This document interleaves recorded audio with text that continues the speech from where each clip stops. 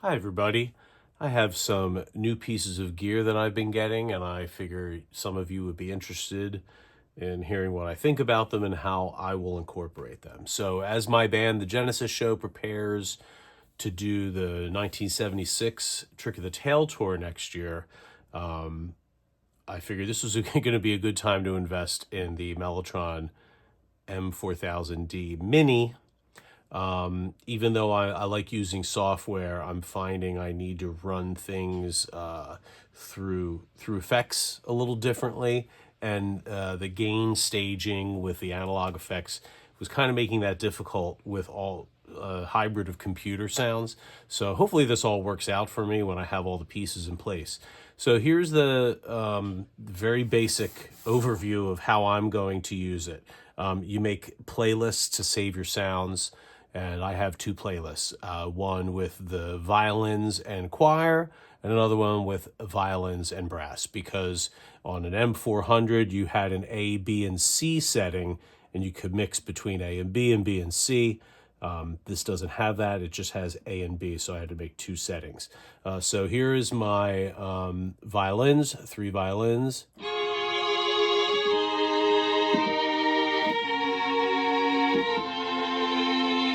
And here is my 8-voice choir.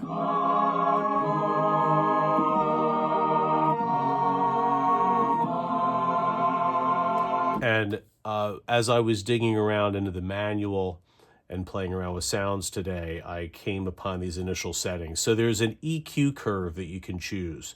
It defaults to M400 new. And I chose M400E, which is typical of the EQ curve that you get.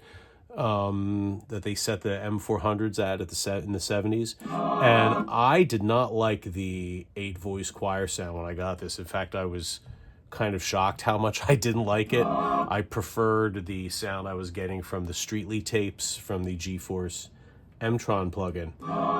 It just didn't sound right. So as soon as I switched this over to the M400 EQ setting, the E, not the N, it sounded a lot better to me. I suspect Tony Banks, he used, there's a picture of his 1977 rig, and he has an MXR 10-band EQ. I suspect there was something in there that he was making the sounds closer to the Mark II. However, I am using the 3 violins from the Mark II. The M400 violins were EQ'd drastically different. So I think I'm splitting the difference with Tony's M400 and his MXR EQ and the settings I have in this.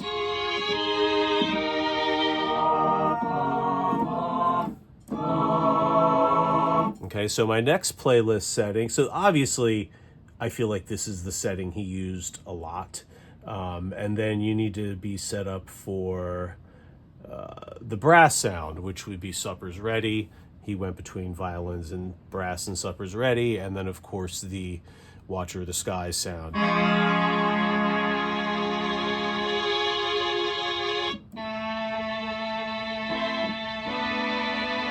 Right, so I'm using the Mark II brass and the Mark II 3 violins. Other settings that are in here, which are kind of neat, there's like a motor modulation to make it sound a little more warbly. I don't know how authentic it is. It sounds to me like a slow LFO pitch modulation. I have it on 5% just to give it a little bit of character. I'm not going to A-B them. I don't think it's that interesting. But at 50%, it sounds really goofy. So 5% was fine for me. And there was another setting about the tape rewind. So I guess like if you replay a note, in fact, you can go to, listen to this. Listen to this guy. What? So if I turned the rewind setting to very long, I think it's like 9 seconds, I could play that and kind of bypass that swoop. I just have it on the short setting. I don't know how many seconds or milliseconds it is. Maybe it's not doing anything. It just seemed to give it a little more variation to my ears. So it's pretty cool. I mean, look, it says Mellotron, and then the audience will see the back of it. So it's more of a, I don't know how much of this is a placebo effect if you're using software versus a white keyboard that says Mellotron, but it is pretty neat, and I think those features that they build into it, that's pretty cool, right? I also changed the pitch time, so the ramp up time, so it's a little bit of a delay. Again, I've never played a real M400. I've never played a real tape-based keyboard.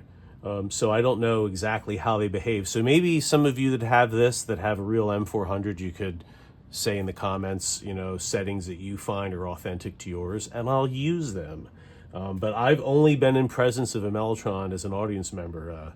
Medeski, Martin & Wood, and the Musical Box. That's kind of like the only times I've been near a real Mellotron. So if you have, and you have some opinions on what I'm doing here, let me know.